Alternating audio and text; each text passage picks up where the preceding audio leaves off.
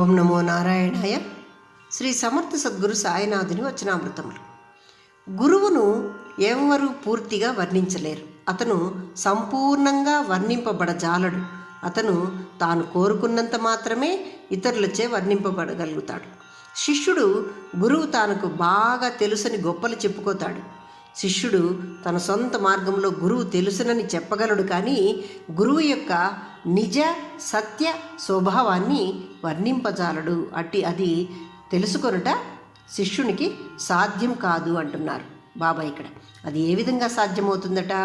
శిష్యుడు గురువు యొక్క బోధనను అనుసరించి గురువును అవగాహన చేసుకుంటే తప్ప తన గురువు యొక్క ప్రత్యేకతలను మరియు తన గురువు మాత్రమే అంతటి జ్ఞానాన్ని కలిగి ఉండుటను అతను శిష్యుడు ఎప్పుడు గ్రహింపజాలడు అంటున్నారు బాబా. అంటే గురువు యొక్క బోధనలను అవగాహన చేసుకున్న శిష్యుడు మాత్రమే గురువును అర్థం చేసుకోగలుగుతాడు అని చెప్తున్నారు బాబా ఇక్కడ.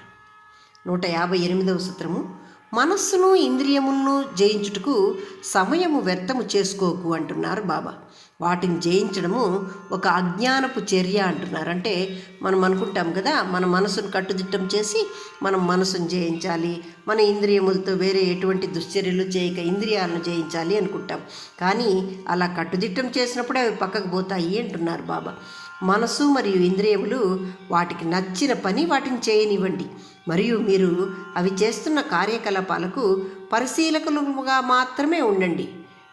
ఇలా వాటిని మౌనంగా పరిశీలించే చర్యయే మీరు మనస్సు మరియు ఇంద్రియాల అప్పుడు సహాయం పొందగలుగుతారు. వాటికి ఖచ్చితంగా వాటిని ఎటువంటి పెడదారులు పడక ఉపసంహరణ చేసుకోగలుగుతారు. ఇదియే ఉపసంహరణ ప్రక్రియ అంటున్నారు బాబా. అంటే మనస్సును ఇంద్రియమును కట్టుదిట్టం చేసి వాటిని జయించాలని చూడకు, అవి చేసే చర్యలను మౌనంగా పరిశీలిస్తూ ఉండు. వాటి ఉపసంహరణ అంటే వాటిని అదుపు చేసే ప్రక్రియ ఇదే అని చెప్తున్నారు. అవి చేసే చర్యలను మౌనంగా నువ్వు గమనిస్తూ ఉండు, కానీ వాటిని అదుపు చేయాలని నువ్వు ఇది చేయొద్దు అది చేయొద్దు నువ్వు మనసుకు అధీనములు నీవు ఆ విధంగా చెప్పినట్టయితే అది ఇంకా వేరే విధంగా ఆలోచనలు చేస్తూ పోతూ ఉంటుంది. కాబట్టి అవి చేసే చర్యలను నువ్వు గమనిస్తూ ఉండు అని చెప్తున్నారు బాబా ఇక్కడ. 159వ సూత్రము. మీరు అందరి పట్ల సద్భావన కలిగి ఉండడం నేర్చుకోండి అంటున్నారు బాబా. దీనిచే మీ మనస్సు ఇంద్రియాలు మరియు శరీరము సామరస్యంగా ఉంటాయి. అంటే అందరినీ మనము మంచి వాళ్ళు వీళ్ళు అని మనం భావిస్తూ ఉంటే మన మనస్సు శరీరం బాగా ఉంటాయి. సామరస్యం అంటే ఒకదానితో ఒకటి బాగా ఉంటాయి. ఎప్పుడైతే మనం ఆ సద్భావన కోల్పోతామో, వేరే వాళ్ళ పట్ల కోల్పోతే మన మనస్సు అల్లకల్లోలం అవుతుంది. అంటే ఇతను మంచివాడు కాదు అని మన మనసు ఎప్పుడైతే ఆలోచన చేస్తుందో అప్పుడు మన మనస్సు అల్లకల్లోలం అవుతుంది. మనస్సు చంచలంగా మారుతుంది, ఉద్వేగానికి లోనవుతుంది.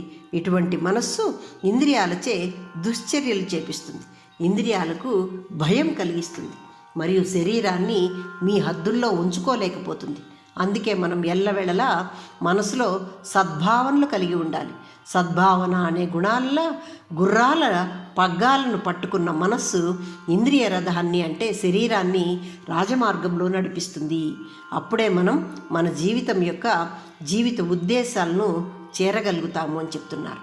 పెడభావనలతో కూడిన మనస్సు శరీర రథము యొక్క ఇంద్రియాలతో కూడిన శరీర రథం ఉంది కదా, దాని యొక్క గుర్రాలను పగ్గాలను పట్టలేకపోతుంది పెడదారిన ఉన్న మనస్సు. అంటే ఈ విధంగా అల్లకల్లోలమైన మనస్సు వాటి యొక్క పగ్గాలను పట్టుకోలేక ఈ శరీర రథాన్ని సవ్యంగా నడిపింపజాలదు అని చెప్తున్నారు బాబా ఇక్కడ. 160వ సూత్రము.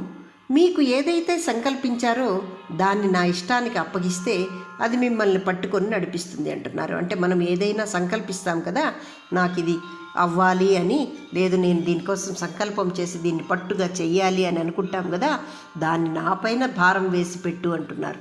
అప్పుడు మీకు జరిగే ప్రతిదానికి మీరు బాధ్యులు అవ్వరు. మీరు నన్ను వాహనంగా పొంది జీవించండి. నువ్వు నాలో జీవిస్తే నేను నీ ద్వారా జీవిస్తాను. క్రమంగా నువ్వు నేను అనే భావన పోయి నువ్వే నేను నేనే నువ్వు అనే స్పృహను పొందినప్పుడు జనన మరణాలు లేని స్వచ్ఛ స్పృహాస్వరూపుడవై అమరుడు అవుతావు అంటున్నారు బాబా. ఎప్పుడైతే మనము ఆయన వాహనంగా ఆయన మన యందు నివసించి ఉన్నాడు అని భావించి ఆయనే మనమే ఆయన అని భావిస్తామో అప్పుడు అటువంటి స్పృహకు జనన మరణాలు లేక స్వచ్ఛ ఆత్మస్వరూపులమై మనము అమరులమవుతాము అంటున్నారు బాబా. ఇక్కడ 161వ సూత్రము, మీరు నాకన్నా వేరు అనే భావన మిమ్మల్ని జీవితం యొక్క సంపూర్ణత్వాన్ని పొందనివ్వదు. జీవితము స్వార్థపూరిత ఉద్దేశాల సముద్రం. ఈ స్వార్థపూరిత సముద్ర జీవితం యొక్క తరంగాలు మీ యందు అసూయ, ద్వేషము మరియు కోపాలను సృష్టిస్తాయి. ఇవి మిమ్మల్ని అసహనానికి గురి చేస్తాయి. ఇటువంటి జీవన సాగరాన్ని ఈదు మార్గానికి చుక్క అని మీ గురువు. అతను మిమ్మల్ని స్పృహా మార్గం వైపు నడిపిస్తాడు. అతను మన జీవిత నౌకకు తెరచాప వంటివాడు.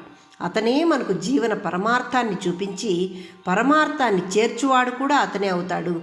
పరమార్థమే తానే ఉంటాడు. అతనే గురువు. అతను ముల్లోకాల్లోనూ ఏకైక స్నేహితుడు అందరికీ అని చెప్తున్నారు బాబా ఇక్కడ. అంటే గురువు మన జీవితం యొక్క పరమార్థం ఆయనే. మన జీవితం యొక్క పరమార్థం వైపు నడిపించు మార్గము అతనే.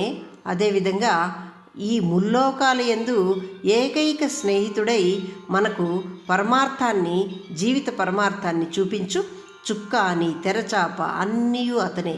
కాబట్టి ఆ గురువుపై భారం వేసి ఈ సంసార సాగనాన్ని ఆత్మజ్ఞాన స్పృహతో నీవు వ్యవహరింపచేయి. సంసార సాగరాన్ని స్వయం ఆత్మ జ్ఞానముతో నీవు దీన్ని ఈదుటకు ప్రయత్నించు అని చెప్తున్నారు బాబా. అంటే గురువును నమ్మి అతనే సర్వస్వం, అతనే నీకు ఏకైక స్నేహితుడు అని నమ్మి ఈ సంసార సాగరాన్ని ఈదుము అని చెప్తున్నారు బాబా. ఓం నమో నారాయణాయ.